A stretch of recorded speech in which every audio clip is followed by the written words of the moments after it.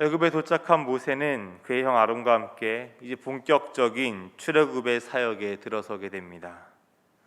어제 나눈 4장 31절의 말씀을 보면 처음 이스라엘 백성들은 그런 하나님의 말씀에 대해 기뻐하며 하나님을 경배했습니다. 반응이 좋았죠.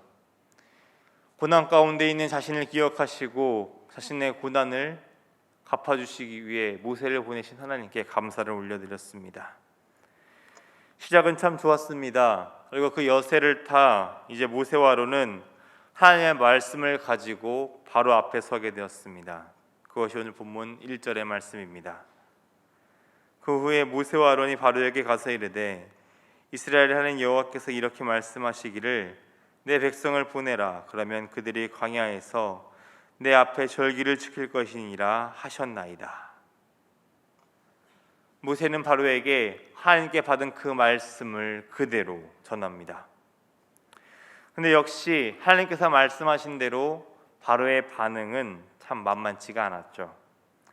2절의 말씀을 보면 바로는 여호와가 누구인지 모르기 때문에 이스라엘을 보내지 않겠다고 이야기합니다.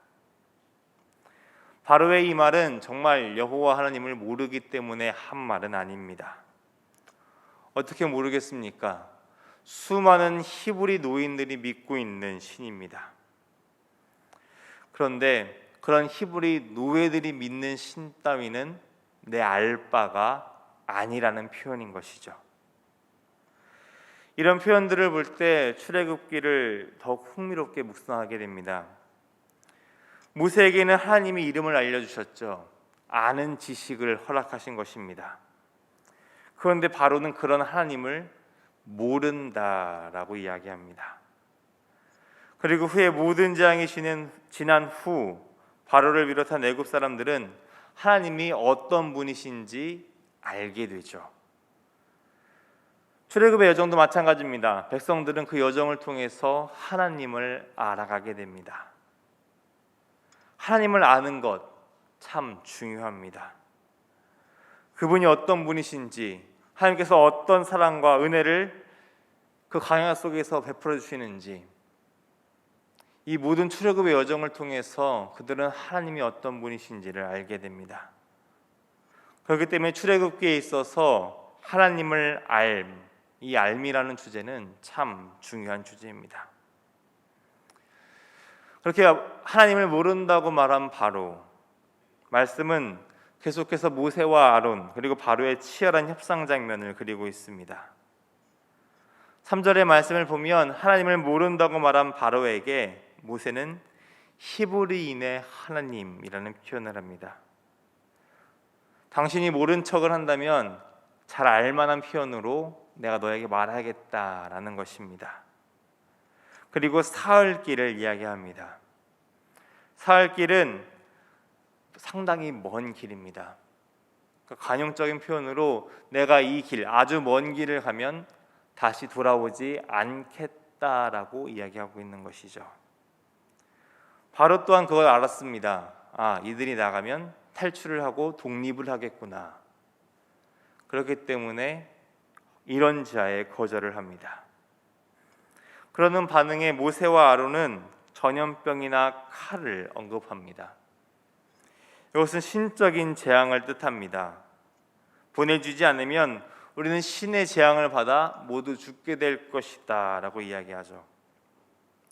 은근한 협박입니다.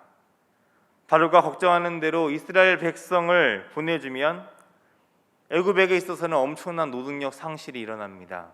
그런데 보내주지 않더라도 신의 재앙을 받아 똑같은 결과가 나올 거라는 거죠.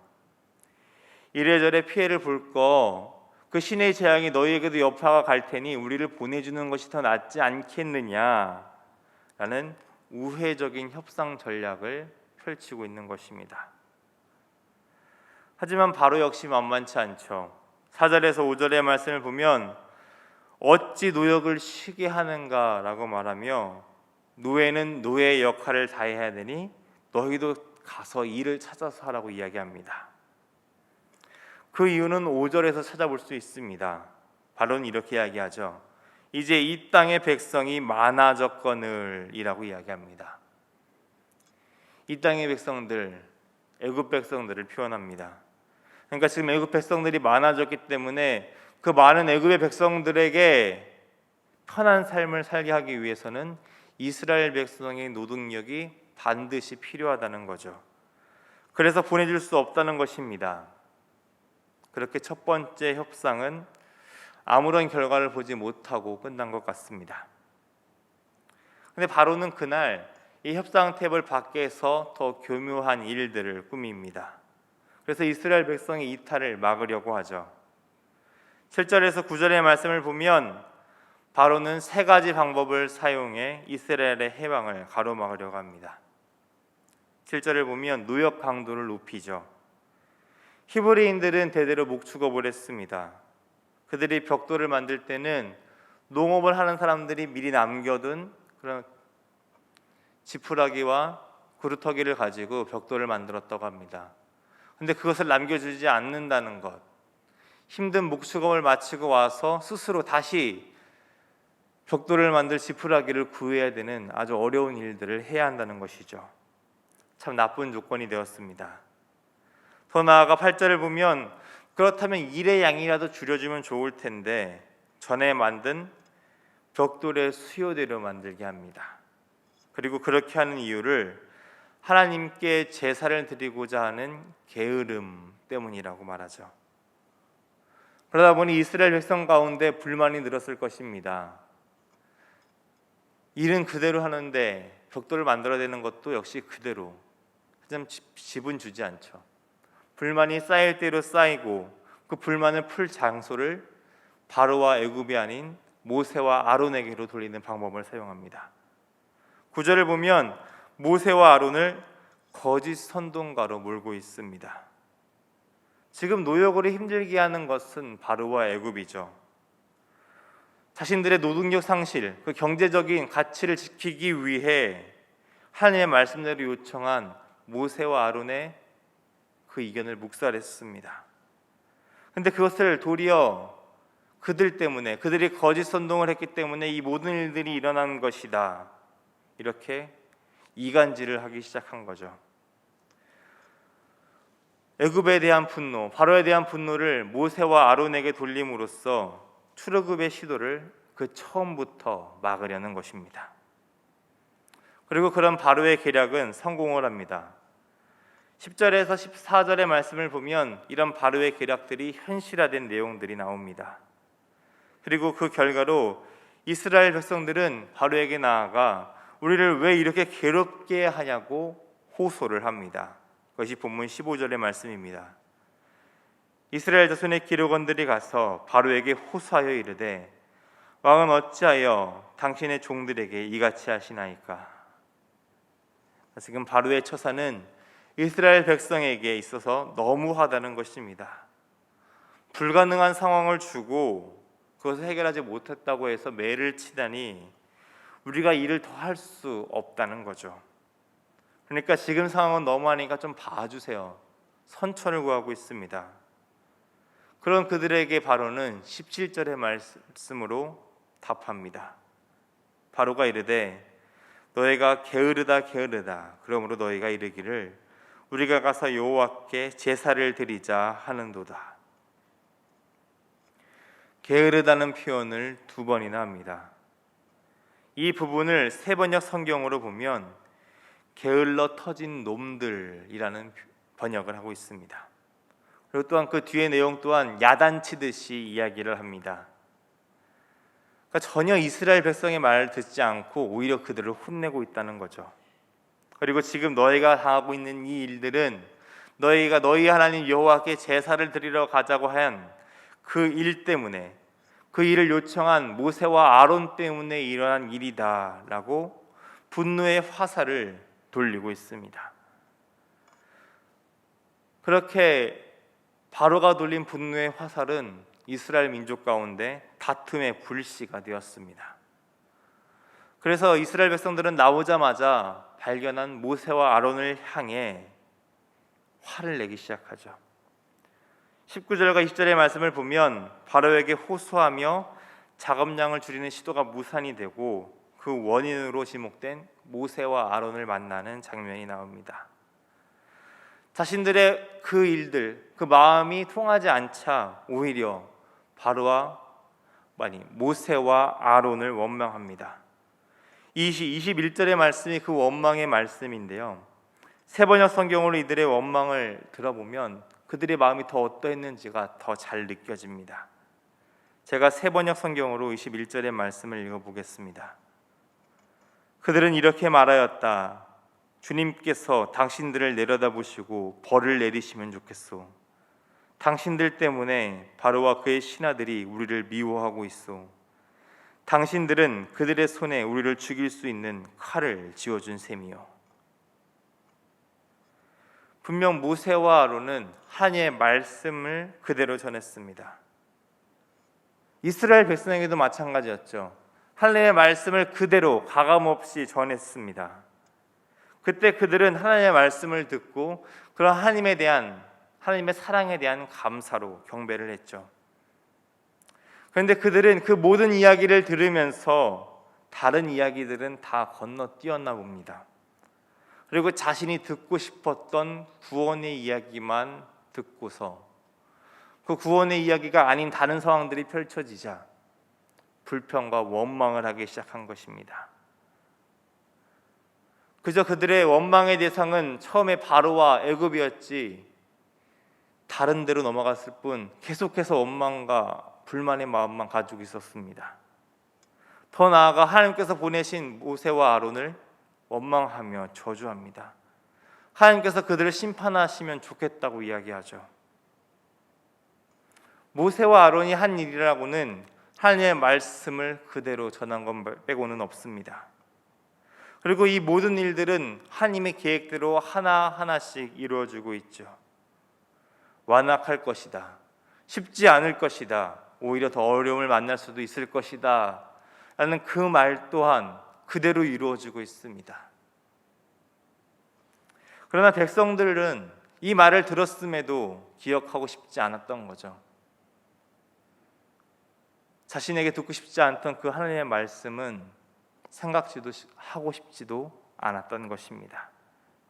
그들의 생각과는 다르다는 이유로 원망과 비난을 쏟아내는 것이죠. 그리고 이것은 출애굽 전체 상황, 그리고 이스라엘 민족에게 있어서 계속되는 문제로 지목되는 일이 되었습니다. 하나님의 말씀을 아는 것에 대해 온전한 알면 참으로 어렵습니다. 바로와 같이 알기는 알지만 자신의 유익 때문에 외면하고는 합니다. 이스라엘 백성과 같이 듣기 좋은 부분만 듣고 듣기 싫은 부분은 생각지 않으려고도 하죠.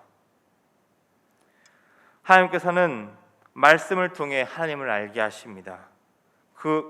그리고 그 알을 통해 하나님을 쫓으며 하나님을 닮아가는 삶을 살게 하시죠.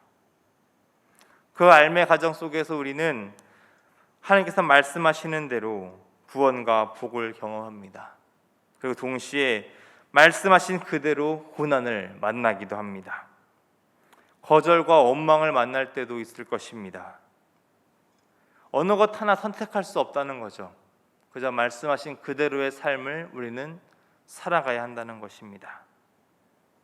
그저 순종으로 걸어가야 될 일이죠. 그럼에도 순종하며 하나님께 모든 것을 맡기는 것이 믿음입니다. 오늘 하루 우리는 한번 돌아봐야 됩니다. 나는 바로와 같지 않은지, 혹은 나는 이스라엘 백성과 같진 않은지, 아니면 모세와 아론 같이 그 말씀을 모두 받아들이고 순종하고 있는지. 오늘 하루의 삶뿐만 아니라 주님을 만나게 되는 그날까지 우리는 참 많은 일들을 만나게 될 것입니다. 그 길을 통해 우리는 계속해서 하나님을 더욱 깊이 알아가게 될 것입니다. 그때마다 여러분 순종으로 나아가시기 바랍니다. 하나님의 뜻대로 살기로 결심했다면 그로 인해 생기는 기쁨과 복뿐만 아니라 고난과 어려움 또한 우리가 마주해야 될 것들입니다. 그 가운데 원망과 비난을 돌리기보다는 이 상황 가운데 하나님의 뜻이 무엇인가, 이 일을 통해 하나님께서 나에게 말씀하시는 것은 무엇인가를 더 구하며 하나님의 뜻을 알기에 더욱 힘을 써야 됩니다. 그것이 믿음의 사람들이 보여줄 순종의 모습입니다. 오늘 하루 더욱 하나님을 알기에 힘쓰는 믿음의 사람들이 되시기를 주님의 이름으로 축원합니다. 기도하겠습니다. 우리의 삶을 주관하시는 하나님, 매일의 삶의 자리를 통해 하나님을 더욱 깊이 알아가게 하시며 하나님의 사랑을 경험하게 하시니 감사를 드립니다. 말씀에 순종하는 삶으로 우리를 부르셨습니다. 그런데 그 삶의 자리 가운데 순종으로 말미암아 우리는 때로는 어려움을 경험하곤 합니다. 그때 우리의 마음에 원망과 비난보다는 하나님의 뜻을 더욱 구하는 마음을 허락하여 주옵소서. 더욱 순종함으로 하나님 앞에 서는 믿음을 우리에게 주실 줄 믿습니다. 오늘 하루도 우리의 삶의 자리에 찾아오는 모든 일 속에서 하나님과 동행하며 하나님의 뜻을 구하는 믿음의 사람으로 연단될 수 있도록 주여 우리와 함께 하시며 우리를 세워주옵소서. 사랑이 많으신 우리 주님 예수님의 이름으로 기도드립니다. 아멘.